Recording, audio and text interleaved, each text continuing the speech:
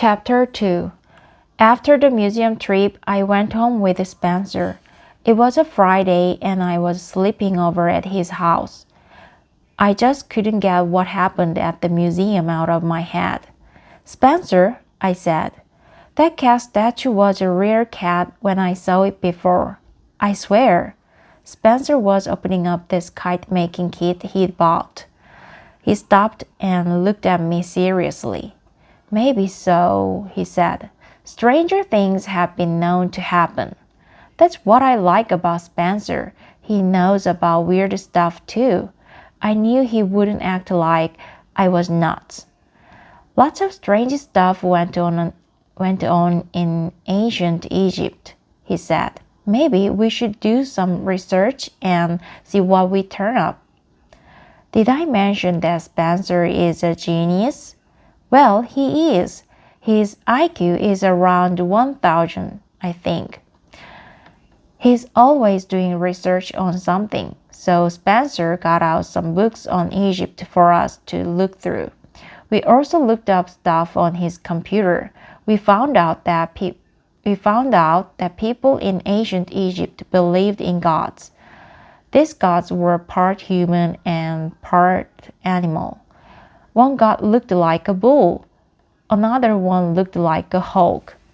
There was a good goddess named Nut. I swear I'm not making this up.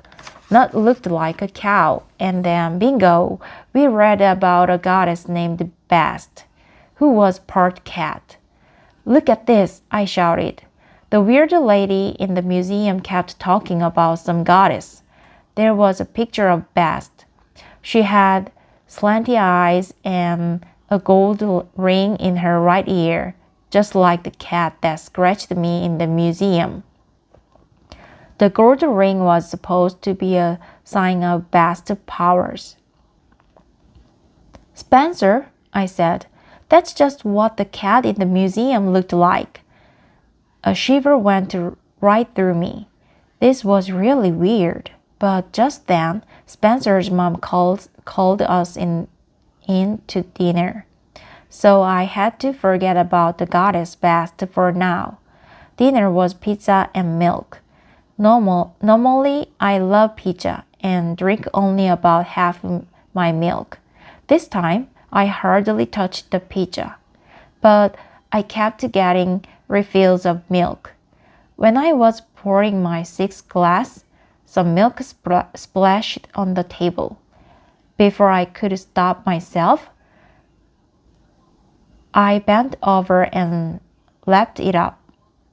Mrs. Sharp gave me a funny look. Sorry, Mrs. Sharp," I said.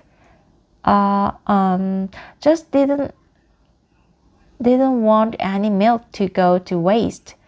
Spencer tugged at my arm. "Come on, Zack. You're finished eating. Let's go back to my room." Spencer wanted to find out more about Bast, the cat goddess, but suddenly it didn't seem all that important. I felt really good after drinking all that milk. What I really wanted to do was curl up in a chair and take a nap. "Well, if you don't want to look up more Egypt stuff," said Spencer, "then let's put my kite together." I watched Spencer take out the wood, the tissue paper, and the string, but I had zero interest in putting together his kite. For some reason, all I wanted to do was play with the ball of string. I pulled at it. It unrolled in a very interesting way. I started to swat at it again, but Spencer stopped me. "Cut it out, Zack," said Spencer. He sounded kind of annoyed. "Sorry," I said. I stretched and yawned. I felt really sleepy and peaceful. The next thing I knew, Spencer was shaking me awake. It was morning. I wasn't in bed. I was sleeping on the floor, curled up in a puddle of sunlight. I was still wearing my clothes from the night before. Come on, Zack, said Spencer. Wake up! You've been asleep since 8 o'clock last night. I have? I stretched and yawned and tried to go back to sleep again. Yeah, he said. You fell asleep right on the floor. I tried waking you, but you were out. O-U-T. Spencer opened the window. It's nice and windy today, he said. I finished the kite. Let's go to the park and fly it. Normally, I'd love to do that, but today I just wanted to lie around and sleep for a while, like all day long.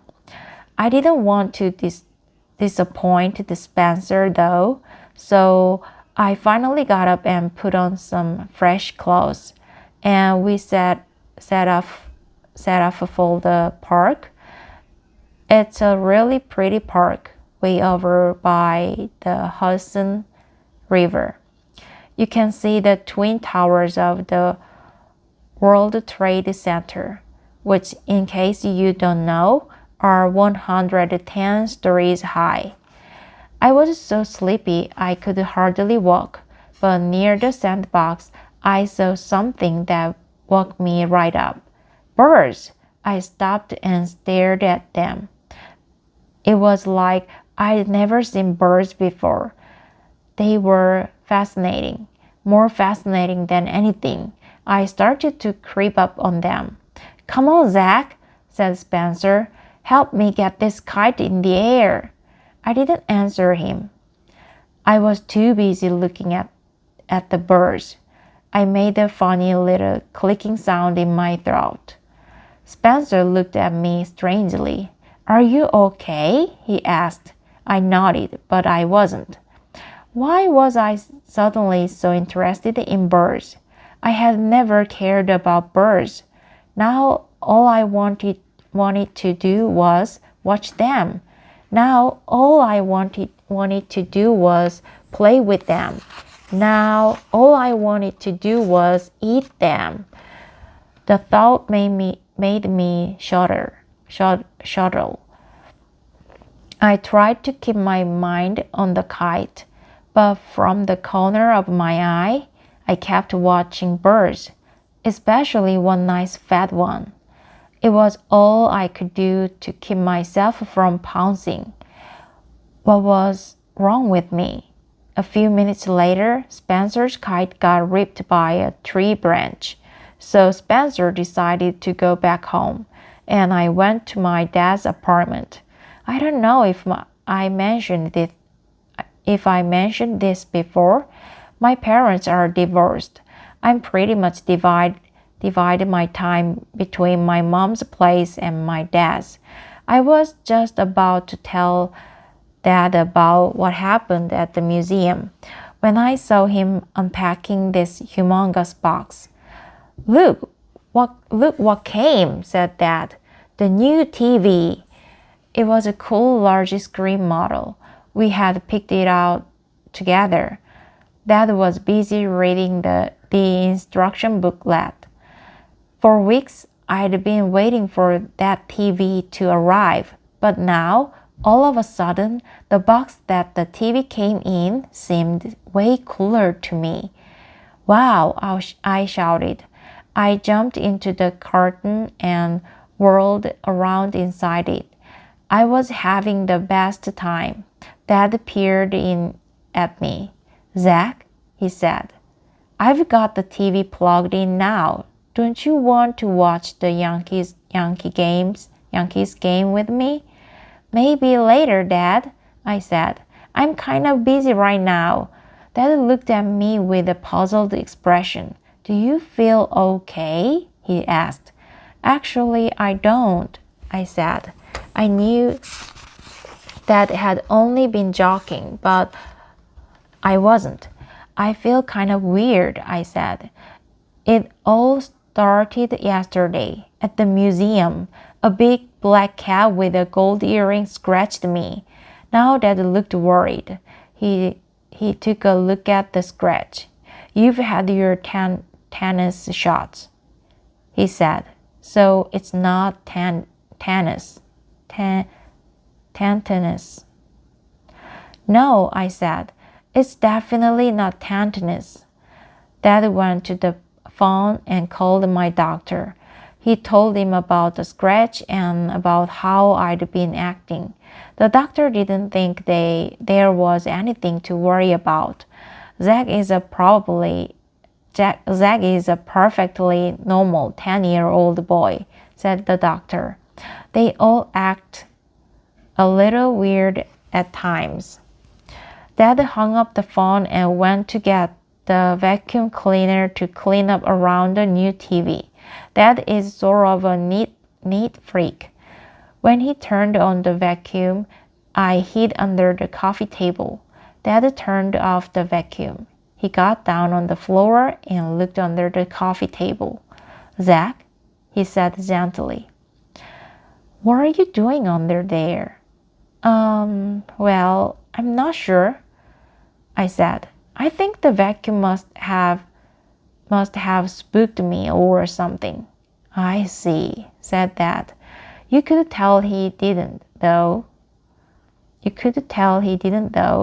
Suddenly, I thought about all the weird stuff I'd been doing, licking up spilled milk, sleeping all curled up on the floor, sneaking up on birds. It all started to make sense. Dad, I said in a scared voice. You know what I think is happening to me? What? Said Dad. I think I'm turning into a cat, I said. All right, said Dad.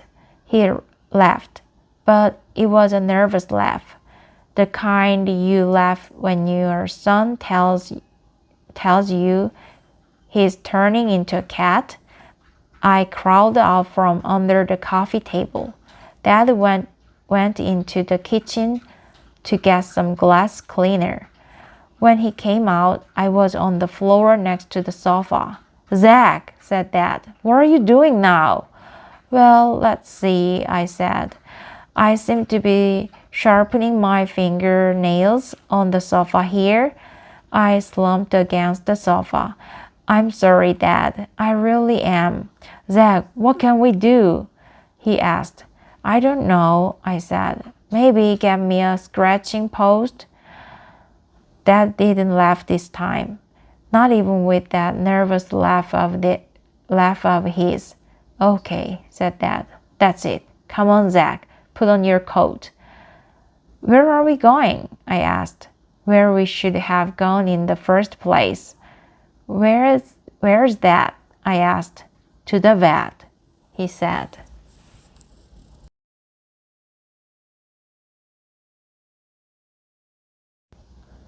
Chapter 2. Chapter 2.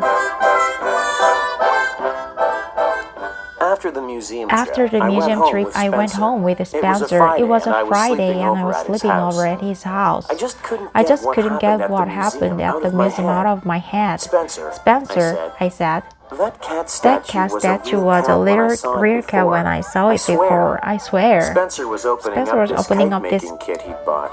He stopped and looked at me seriously. Spencer was opening up this kite-making kit. I swear. Spencer was opening up this kite-making kit he'd bought. Spencer was opening up this kite-making kit he'd bought. Spencer was opening up this kite-making kit he'd bought. Spencer was opening up this kite-making kit he'd bought. He stopped and looked at me seriously. Maybe so, he said. Stranger things have been known to happen. That's what I like about Spencer. He knows about weird stuff too. I knew he wouldn't act like I was Lots not. of strange stuff went on in ancient he said. Patient is it? Maybe we should Maybe do we some should do research some and see what we research turn and see up. what we turn up. Did I mention that Did I mention Spencer that is a Spencer genius? is a genius? Well, he is. Well, he His is. IQ is around 1,000, I think. 1,000, He's always I doing think. research on something. Doing research on So something. Spencer got out some books Got on out some Egypt books for us to on look Egypt through. for us We to also look looked through. up stuff on his computer. We Computer. found out We that found people out in that ancient people in Egypt believed in ancient gods. Egypt believe in gods. These gods were part These gods human were and part part human, animal. part animal. One god looked One like a god bull. looked like a bull. Another one looked Another like a one hawk. looked like a hawk. There was a goddess There was named a goddess Nut. named I Nut. swear I'm not I swear making I'm this not up. making this up. Nut looked like a cow. Nut looked and like then, a cow. Bingo. Then We bingo. read about a We goddess read named about goddess Bast, named who was Bast, part cat. who was part Look at cat. this. Look at I this. shouted. I shouted. The weird lady The in weird the lady museum in the kept museum talking about some kept goddess. talking about some goddess. There was a picture There of was a Bast. picture of Bast. She had slanty eyes and a Slanty. gold ring in her right ear.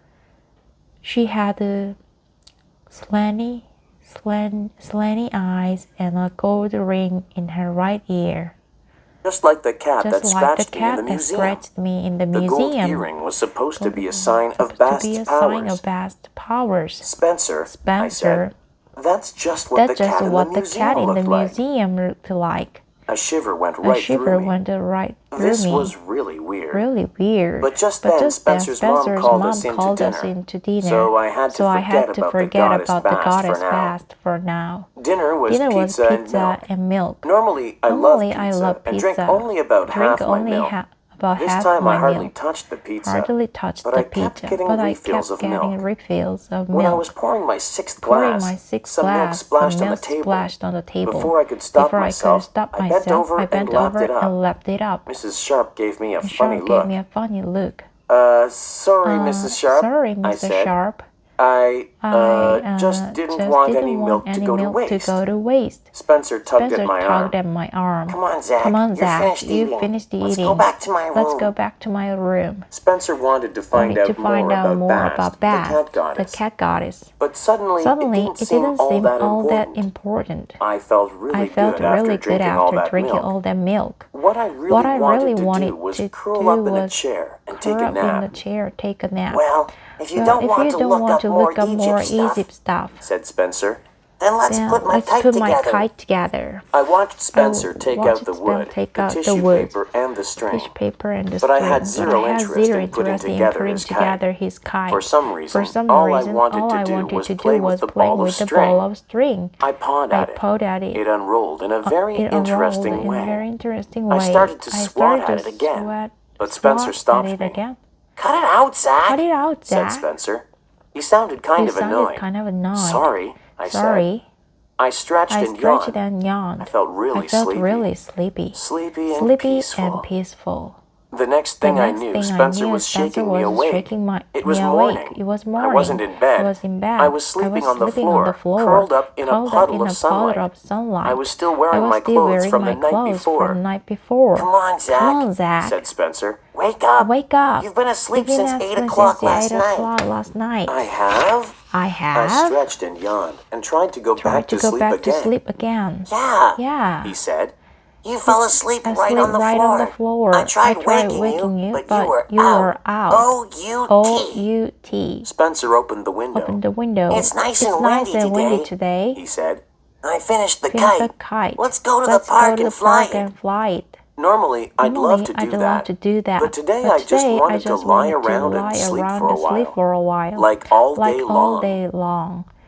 I didn't want to disappoint Spencer, though. So I finally got up and put on some fresh clothes. And we set off for the park. It's a really pretty park, way over by the Hudson River. You can see the Twin Towers of the World Trade Center, which, in case you don't know, are 110 stories high. I was so sleepy I could hardly walk, but near the sandbox I saw something that woke me right up. Birds. I stopped and stared at them. It was like I'd never seen birds before. They were fascinating. More fascinating than anything. I started to creep up on them. Come on, Zack, said Spencer. Help me get this kite in the air. I didn't answer him. I was too busy looking at the birds. I made a funny little clicking sound in my throat. Spencer looked at me strangely. Are you okay? He asked. I nodded, but I wasn't. Why was I suddenly so interested in birds? I had never cared about birds. Now all I wanted to do was watch them. Now all I wanted to do was play with them. Now all I wanted to do was eat them. The thought made me shudder. I tried to keep my mind on the kite, but from the corner of my eye, I kept watching birds, especially one nice fat one. It was all I could do to keep myself from pouncing. What was wrong with me? A few minutes later, Spencer's kite got whipped by a tree branch. So Spencer decided to go back home, and I went to my dad's apartment. I don't know if I mentioned this before. My parents are divorced. I pretty much divide my time between my mom's place and my dad's. I was just about to tell Dad about what happened at the museum when I saw him unpacking this humongous box. Look what came, said Dad. The new TV. It was a cool large screen model. We had picked it out together. Dad was busy reading the instruction booklet. For weeks I'd been waiting for that TV to arrive. But now, all of a sudden, the box that the TV came in seemed way cooler to me. Wow! I shouted. I jumped into the carton and whirled around inside it. I was having the best time. Dad peered in at me. Zack, he said, I've got the TV plugged in now. Don't you want to watch the Yankees game with me? Maybe later, Dad, I said. I'm kind of busy right now. Dad looked at me with a puzzled expression. Do you feel okay? He asked. Actually, I don't, I said. I knew Dad had only been joking, but I wasn't. I feel kind of weird, I said. It all started yesterday at the museum. A big black cat with a gold earring scratched me. Now Dad looked worried. He took a look at the scratch.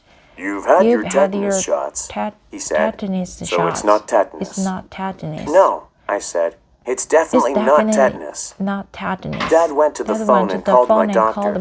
He told him about the scratch and about how I'd been acting. The doctor didn't think there was anything to worry about. Zack is a perfectly normal 10-year-old boy, said the doctor. They all act a little weird at times. Dad hung up the phone and went to get the vacuum cleaner to clean up around the new TV. Dad is sort of a neat freak. When he turned on the vacuum, I hid under the coffee table. Dad turned off the vacuum. He got down on the floor and looked under the coffee table. Zack, he said gently. What are you doing under there? Well, I'm not sure, I said. I think the vacuum must have spooked me or something. I see, said Dad. You could tell he didn't, though. Suddenly, I thought about all the weird stuff I'd been doing. Licking up spilled milk, sleeping all curled up on the floor, sneaking up on birds. It all started to make sense. Dad, I said in a scared voice. You know what I think is happening to me? Said Dad. I think I'm turning into a cat, I said. Oh, right, said Dad. He laughed.